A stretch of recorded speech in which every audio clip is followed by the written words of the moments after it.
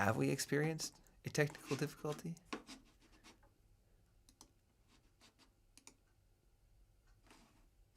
All right. Are we there? I don't know. There we are.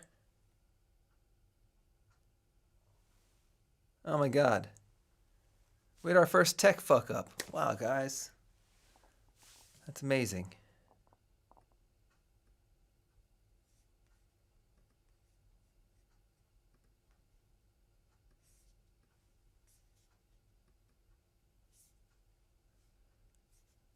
Where are we? Are we live? I don't even know.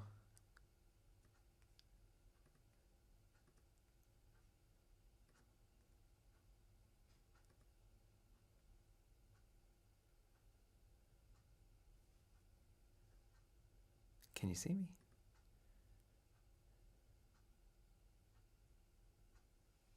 All right. I think we're here. I think we're good.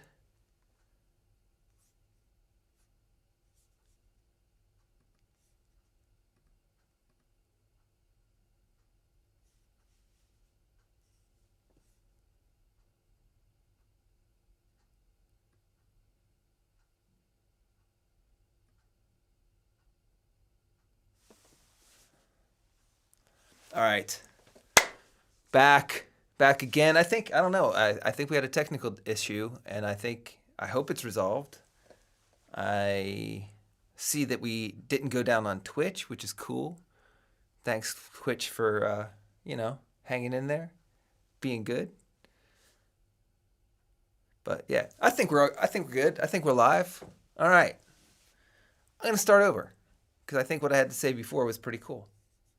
And if I didn't go down and you already heard this, then sorry, but shit happens. I'm going to start off the day with a quote by one of my idols, one of my heroes, and just an overall guru and just a cornerstone of the modern music industry, actually. You have to actually think about what this guy has meant to the state of music as it is. It's crazy. Of course, we're talking about Rick Rubin. The quote reads, "The best art divides the audience. If you create something everyone likes, you haven't pushed far enough." And that is absolutely true. And that's probably true not only with art, but with most of life. And I think me, as my own little project in creation, I think I divide the audience. I think not a lot of people get my dry wit and special brand of humor. So,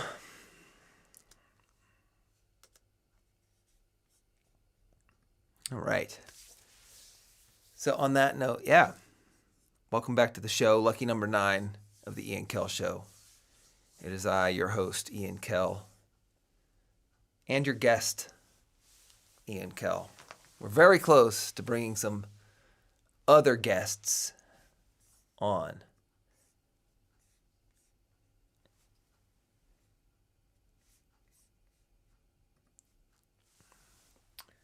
That will be happening soon. Changing it up today. We've got white wine. Drinking white wine in the hopes of warmer weather and springtime. You get a little glimpse of it here and there here in Prague. And today was a little glimpse. When the sun's shining, it's beautiful, and then the sun goes behind a cloud, and it's a little bit, drab and chilly. So anyway, I got some questions I'm going to answer today. I try to collect the questions people ask me over time. I see many, many people when I'm out playing my gigs and stuff, they all ask me the same stuff over and over and over again. So I try to take a little note when somebody asks something interesting, and if somebody contacts me on the good old social media, I also try to make a note of anything interesting I might want to talk about. So let's sprinkle these in over time. So let's get into one of them. What is a gig horror story that still haunts you? Had a similar question last week, but what is a gig horror story that still haunts you? I don't know how much of a horror story, but some of them get a little weird. And a lot of them involve British people who are British men, let's be fair, who are on the stag do here in Prague. That's just usually, that in itself is a horror because, I don't know, they just get crazy. And one kind of thing, it was actually kind of funny. It was pretty horrible, but also funny. My band and I were playing in Austria at a very fancy wedding. I think it was some American TV personalities were getting married in a destination wedding in Austria. So they were at this beautiful little chateau, castle type of thing in the countryside of Austria, and it was amazing. And the thing here in Europe is the roots go deep, and a lot of the people that are from the families that originally built these unbelievable things, the blue blood, the nobles, and sometimes they still own them, but that money doesn't last forever, and so they rent the venue out to people getting married. And I think the matriarch of this family, who is advanced in years, let's say, and I don't think quite 100% knew what was going on around her, and certainly did not approve of those things. We set our stuff up to play, as we do, and everything was good. Everything was cool. And then we go back into the room after we had some dinner just to make sure everything's good before we start. And the cymbals were laying on the ground. Stuff was pushed over. Microphone stands were knocked down. Somebody had just torn the place up. And we're pretty convinced it was this old blue blood lady just kind of freaked out and tore through our stuff, because when we mentioned that, the staff was kind of, let's say, not surprised, I would say. And they like, oh yeah, oh no, what could have happened? We'll pay for it. So it just makes me realize that, they probably wasn't the first time something like this had happened. And yeah, it was weird. But, in the scale of things that could go wrong, that was more funny. I mean, of course, you don't want your stuff getting broken or knocked down or destroyed, but when you're in a picture a frail 90-year-old throwing stuff around like a punk band, it's kind of funny, actually.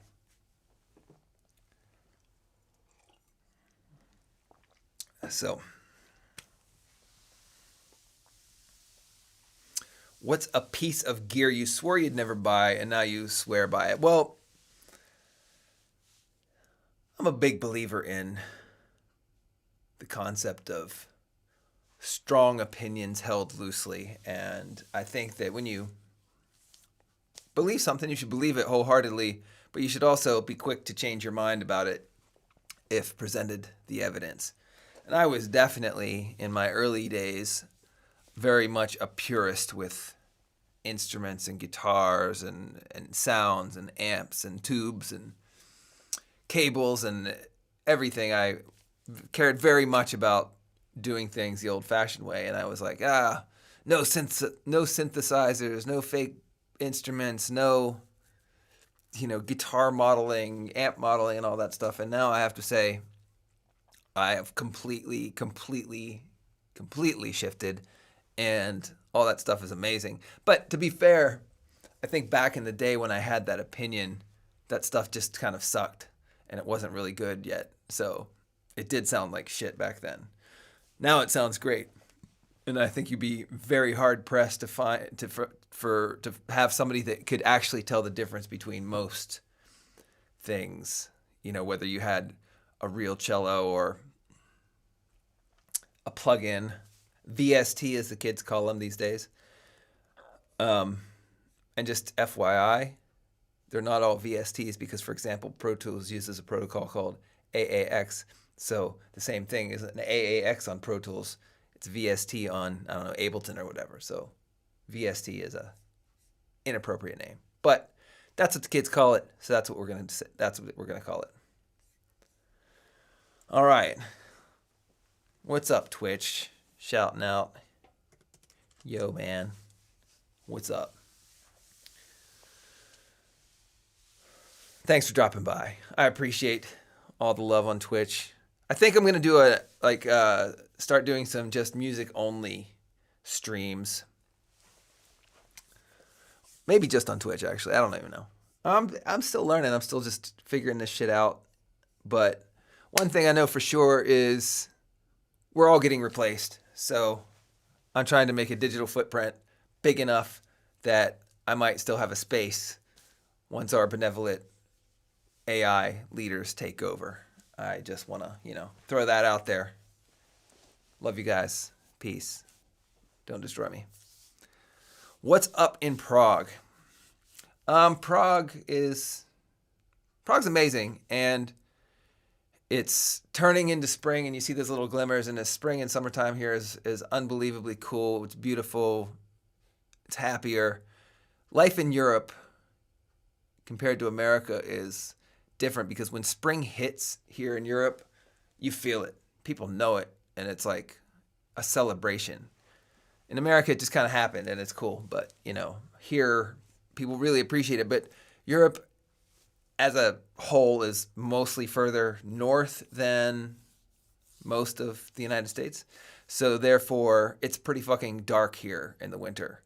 Like, in the middle of winter, the sun comes up around 10 and goes down around 4 here in Prague. And it's just really depressing, and it's just gray the whole time somehow. It's very few sunny days. Whereas I remember even in Pittsburgh or Virginia where I grew up, it was like, it was colder, but you still had sunny days. And it just seems like that doesn't almost happen here in the winter at all. So spring, thank you for coming. Always welcome. So that's exciting here in Prague. And yeah, man.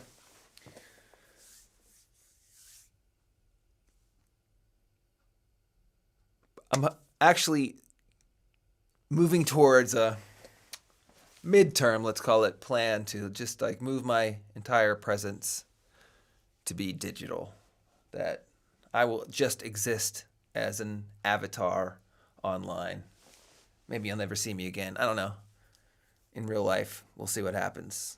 I'll just like hang out with my kid and make videos. That'll be kind of cool. So there's that.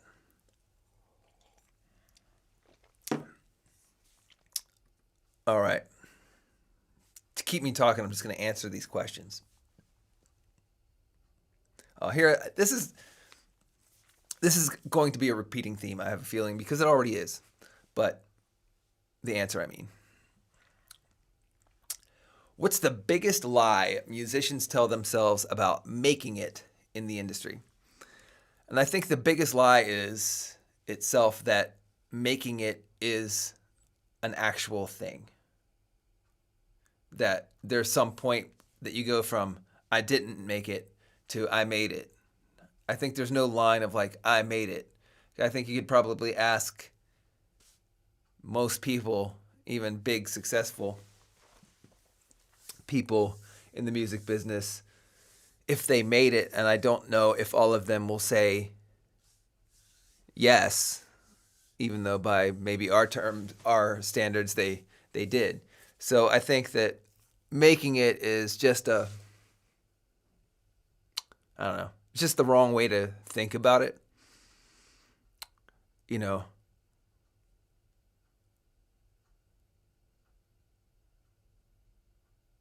There's no winner in music. You don't win. The point of the game that we're in is just to keep playing. So if you get to keep playing, then you won, then you made it. So I think if you can't put your goals you can't base your goals on outside metrics that you can't control, because that's just a losing endeavor. You have to make your goals be what you can do. You can't control how many people like your song. You can't control how many streams you get. You can't control somebody else's reaction to your music. What you can control is like how good you made it, how much effort you put into it, how good you think it is. You can control all those things, but you can't control what happens to it after it leaves your hands. I mean, another Rick Rubin quote that I just happened to see recently was that him saying that basically you're a success as soon as you put your piece of art out. And that's really true, because as an artist of any kind, all you can actually do is just make the art and share it. You can't control what people do after that. How do you say cheers in Czech? That's easy. Na zdraví. So, na zdraví. To your health, literally speaking, which is cheers in most languages, except for English somehow. So that's another thing in Europe. People drink for their health. Most countries have some sort of alcohol that they make, and they make it home. And almost every illness can miraculously be cured by that. Here it's slivovica, which is some kind of, they call it plum brandy, but it's, I don't know, it's like more like moonshine, but made out of plums instead of corn or whatever moonshine is made out of. And yeah, it's really harsh, but they say it cures everything. I don't know if it does or not. I don't get sick. Fun fact, I actually haven't been sick since I was 18 or so. Just don't get sick.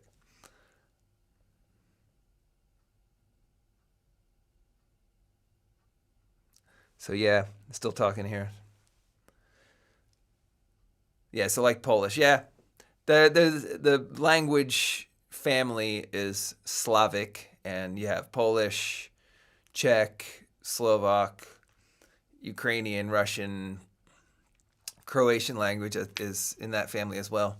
So yeah, but yeah, man, it's like beer is absolutely part of the culture here. People have a beer for lunch at work. There's alcohol everywhere. You go to your kids' school functions and there's beer being served. I mean, alcohol, it's certainly not regulated like in America. That's totally more chill. And yeah, of course it's, 18-year-old drinking age, which is, everybody knows that, I guess. Is it still like that in Canada? I don't know. Let me know. Shout it out.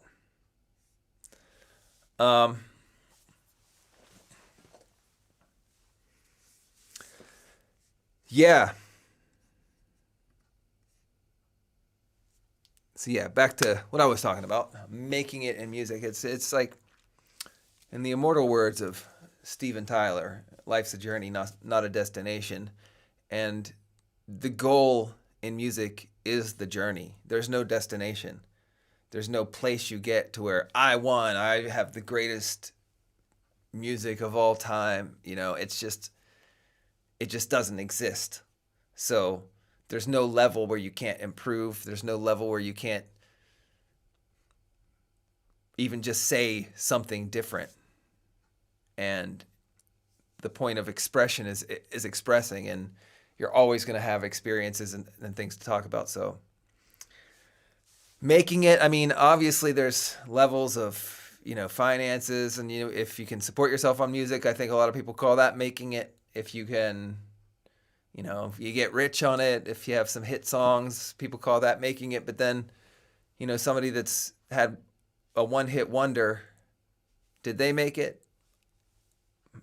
I mean, where do you draw the line, I guess, is usually the question. And I think that's the biggest lie musicians tell themselves about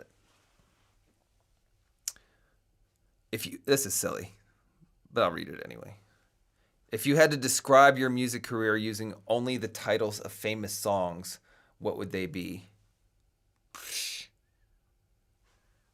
That's kind of weird. First thing that pops into mind is Still Haven't Found What I'm Looking For. The U2 classic.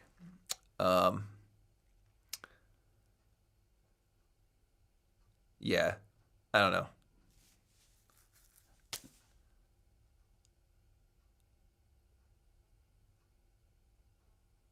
bet you look good on the dance floor? Yeah, it's a weird question. I don't know. Yeah. This is true. This is a good one. Here's a good question. If money didn't matter, would you still be doing music the same way? I mean, absolutely. The only thing that would change in my life if money wasn't an issue at all, if you could just take it out of the equation, if Uncle Elon accidentally sent me a couple bill, I would just drastically improve the tools I use, but the rest of the stuff I would basically just still do. I mean, I would do it anyway. I think that's the goal, and kind of like what I try to preach is, in my mind, that's making it on the bare minimum level of just spending your time doing what you would be doing if you didn't have to make money doing it. And if you can do that, then your life is going to be drastically better than somebody who's not in that position. So yeah, if money didn't matter, I would still be doing basically the same stuff. I would spend more money on making it. I would make cooler videos, and I would, have nicer gear in my studio. I'd probably have a nicer studio, maybe with a window to see outside, because I'm in a basement studio here and it's amazing. I have an awesome studio, but I could use a window, maybe higher ceilings. I don't know. But yeah, basically I would change some aesthetic stuff, but the fundamental core of what I do would not really be any different, I have to say. I like what I do. Yeah. I get a cooler camera for my YouTube rants. That would be good. Better lights. I'm thinking about changing this part of the background. Just FYI, if you see it different soon, it's going to change. Yeah. Slowly getting the sub studios down here in Prague to be more video friendly, YouTube, Twitch friendly. Yeah. All right. Moving on.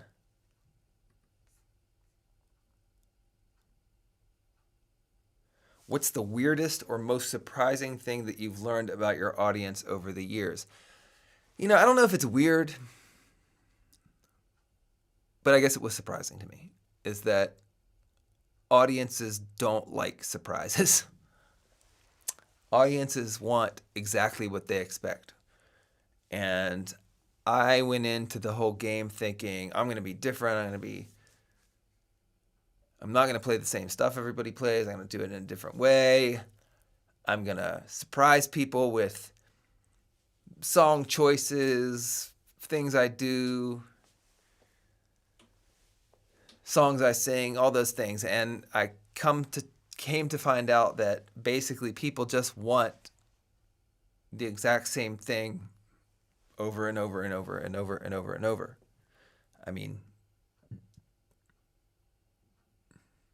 that was surprising to me. Because I'm not like that, I guess, is why it was surprising. I always want new stuff. I don't listen to the same old music I used to listen to. Even though I appreciate it and I recognize that they're the great things of the past, I don't actively consume old shit at all. I don't watch the same movie over and again. If I see a movie once, I've seen it. That's it. I never want to see it again. That's just the way I am. I mean, there have been things I've watched a few times, but mostly that was due to the fact that there was no internet or streaming back in the day, so there wasn't this constant barrage of new shit. So back in the day, when I had DVDs and I only had 5 DVDs or whatever, I did watch the stuff over again, but not because I wanted to, just because there was literally no choice. And now, if you have a Spotify subscription, you have literally more music at your fingertips than you could ever possibly listen to in a lifetime, by 10 times. And if you have YouTube, you can watch, there's 20 lifetimes you couldn't watch all the stuff that's out there. You couldn't consume it all. So to me, that people only want to hear the same old songs, only want to do the same old things, and that kind of stuff is, it's weird to me, man. It's weird. But it is what it is. I'm not a in most areas I'm not the kind of guy who tries to really change stuff as much as I just try to be stoic and just accept things for what they are and try to find my version of how it can work. So, yeah. That's a surprise. So, what's a music hill you'll die on? Something you passionately believe that most people would argue with you about. Whew. One of probably many is, I think there's just artists that I like or think are great. I mean, here's something. I don't know if it's specifically about music, but it definitely relates. I definitely am a big believer in separating the art from the artist. And I think that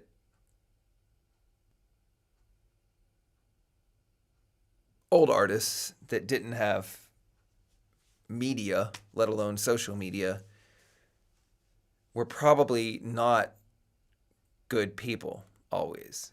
Vincent van Gogh was certainly not mentally stable and probably not very likable. Ernest Hemingway was famously an asshole, but now these days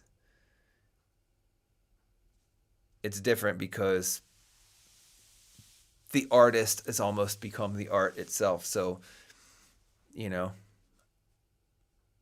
Michael Jackson, did he do bad stuff? I mean, it's probably. Does that make Off the Wall any less good of an album? No, it doesn't. It's still fucking amazing. So I also think the same thing about Kanye. I love Kanye. He's making amazing music. He changed fashion. I don't care what anybody says. Look at the way shoes look now compared to what they did before Yeezys came out, and all this stuff. And now he goes on these tirades about the Jews or whatever, and that's bad. That's real bad, and it's not cool and not excusable. But My Dark Twisted Fantasy is a masterpiece of an album. So,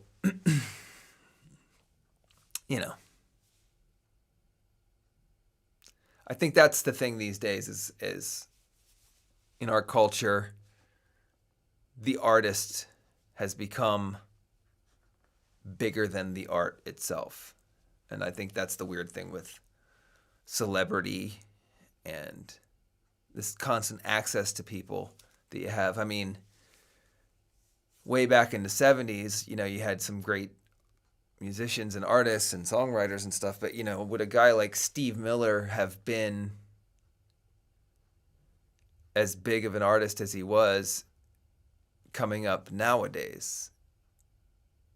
I remember seeing the first picture I ever saw of Steve Miller. I was like, what? That guy? Because his music sounds so cool, and he just didn't look that cool or whatever. But back then, what you sounded like was important. You didn't have music videos and social media and Instagram and TikToks and all that stuff. So you didn't have to be a personality. You just had to make really good art, really good stuff. So, yeah, I think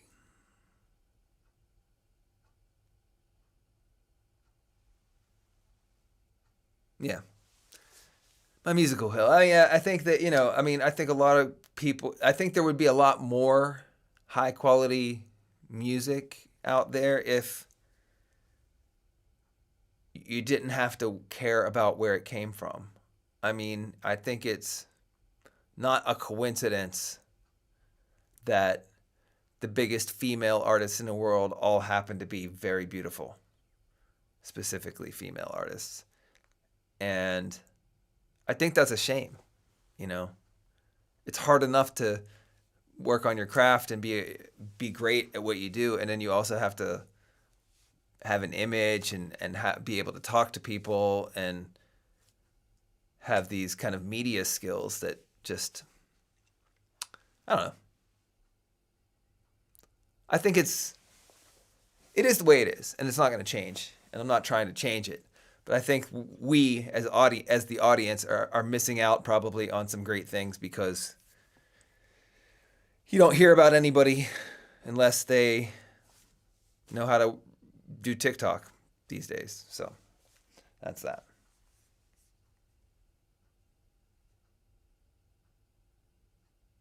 Yeah.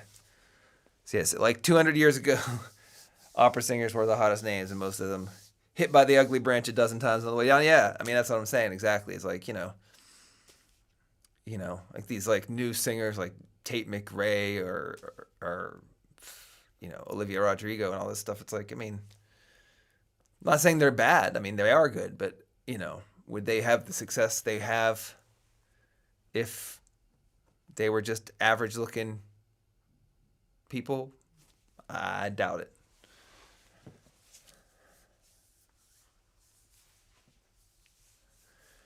Yeah. So, I mean, it's not that different with men. I mean, it is still a little bit different, but I think with men, you get to be a little bit more leeway to be charismatic or interesting or something than with the female artists. And I think this is a disservice, and I hope it's coming across that I'm sticking up for the female artists because I actually am. But you know,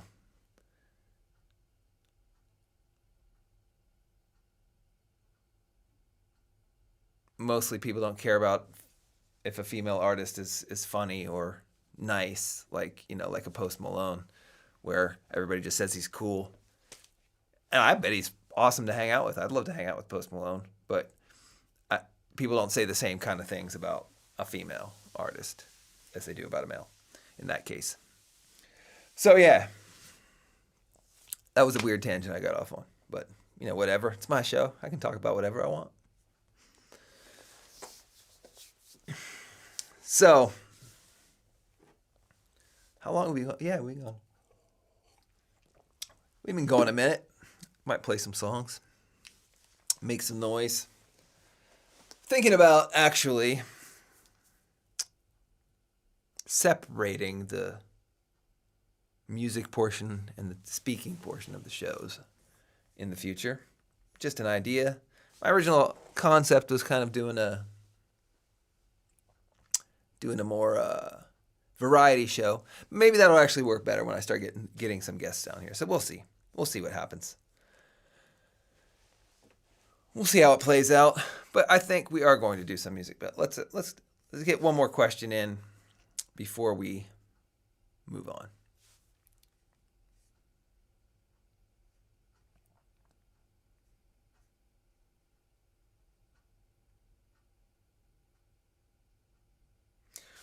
What's the one thing about being a musician that nobody warned you about but absolutely should? The one thing. Yeah, I think the workload is probably it. And like that little rant I was just on, it's like there's not just getting good at your instrument anymore. It's not just one thing that you can do and be good at that and that's it. I mean, I guess there are areas in music you can work if you specialize on that level, but that drastically reduces your kind of value.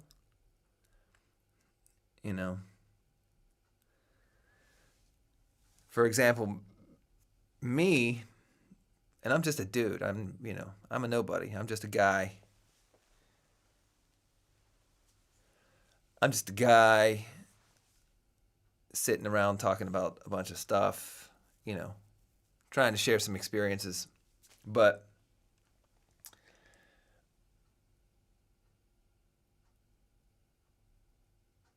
I've had to stack skills to be able to keep working. For example, I'm a singer. That's why I'm working late. Sabrina Carpenter reference. Uh, I play guitar. I produce. I know how to do live sound. I'm pretty good with the tech side of stuff. I can run a band. I can edit videos and all that stuff. So like you kind of have to stack your skills, I guess. And nobody tells you. I think a lot of people think they're going to go into music because it's easy and fun, and the truth of the matter is it's hard and fun. It's a lot of work, but I think that's good. I think that's not such a bad thing, but I do think that it's important that people understand that working in music actually does involve lots of work and maybe more work than other things. And I think that, like I started this conversation with, doing something like this job, it is who you are all the time. There's not really work-life balance. There's just life and work, and you just do them. And they're not really separated, I think, is the thing in a job like this. Yeah, so speak about music, you should be in the music category. Yeah, actually have been in the music category most of the time, and what I've been doing lately is switching it. So when I'm chatting, I go to just chatting, and as we go to music, I will switch it to the music category, which I'm going to do now because we're about to go to music, to making it, talking about it, being it. We are music in this place. Just how we roll.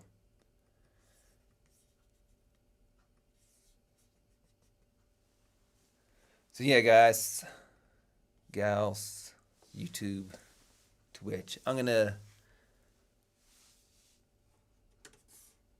switch over. We're gonna go set up and play some songs. See you soon.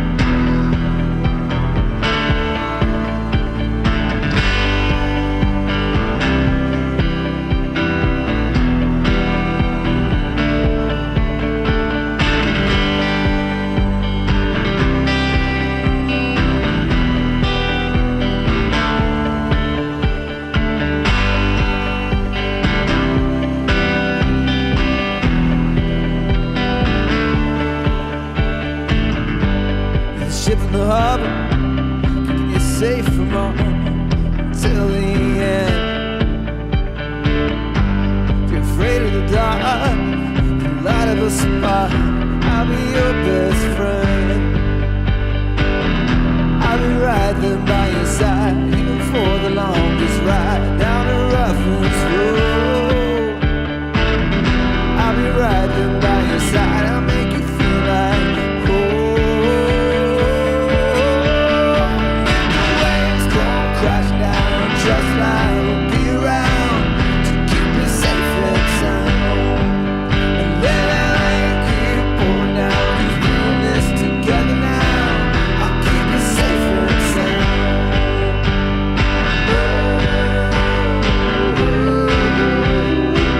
I'll keep you safe and sound. I will keep you safe and sound.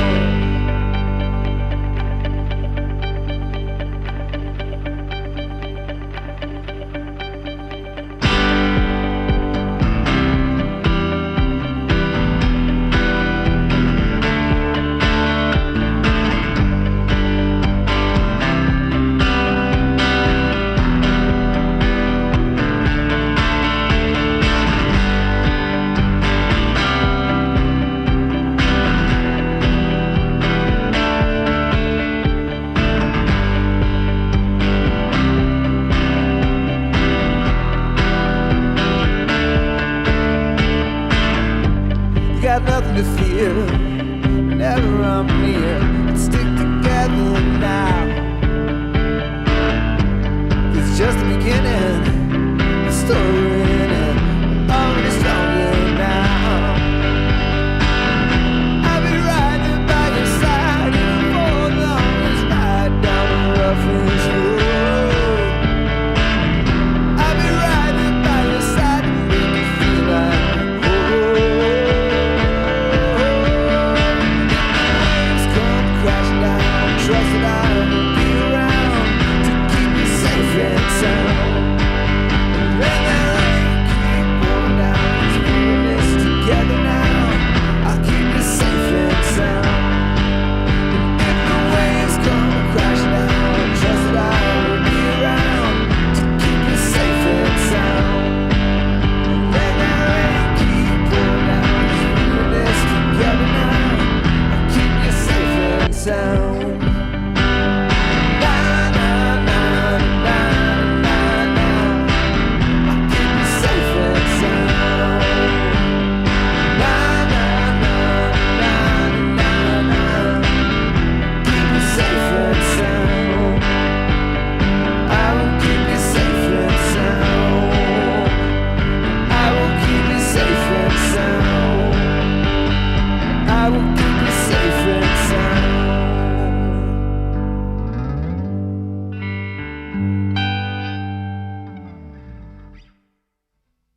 All right.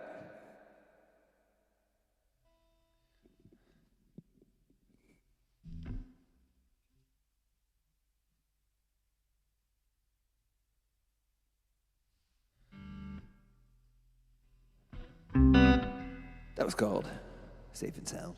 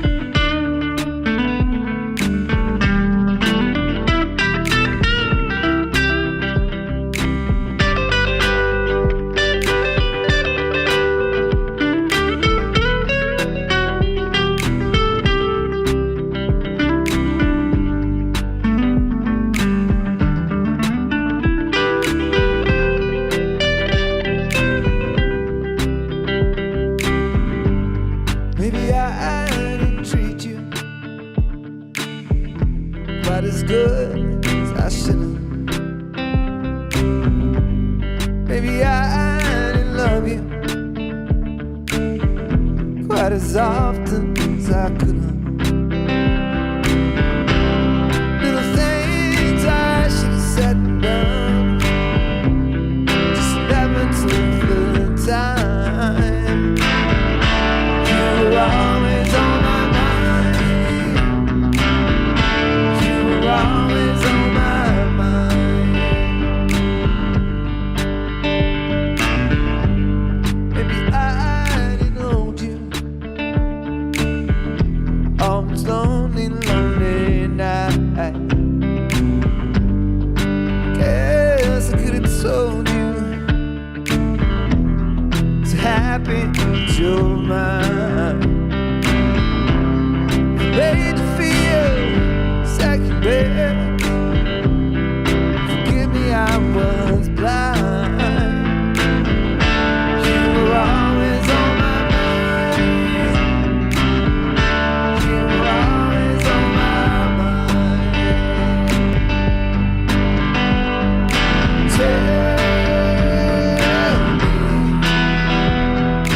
Tell me that sweet love hasn't died.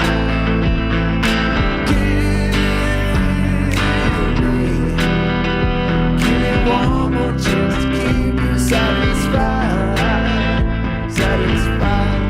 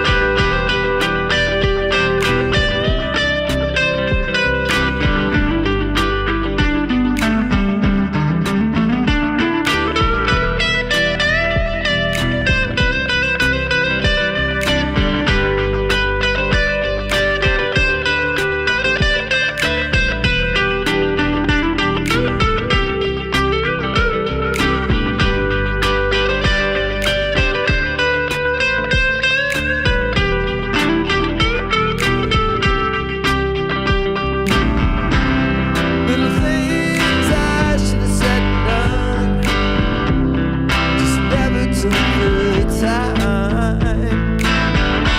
You were always on my mind. You were always on my mind.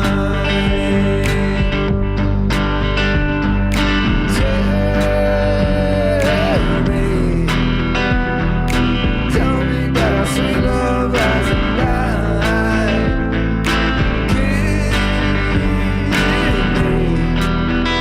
Give me one more chance to keep you satisfied, satisfied.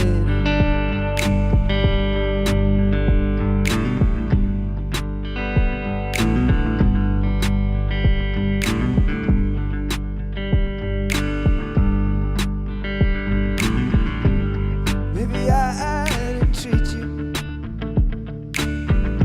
quite as good as I should have. Maybe I didn't love you quite as often as I could have. Little things I should have said and done, just never took the time. You were always on my mind. You were always on my mind. You were always on my mind.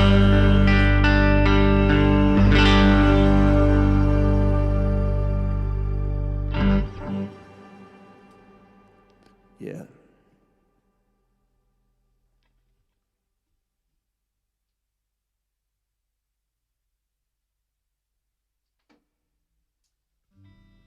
Willie Nelson Classic. My man blowing up the chat over there on Twitch. Appreciate you, brother.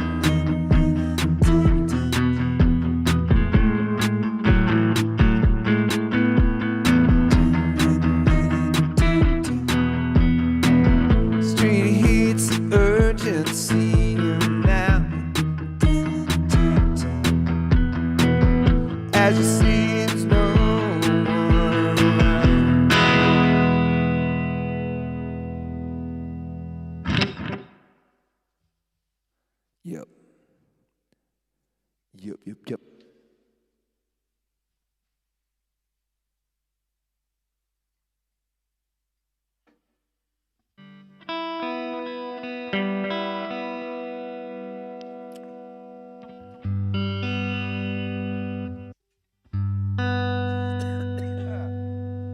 I'll play one more song.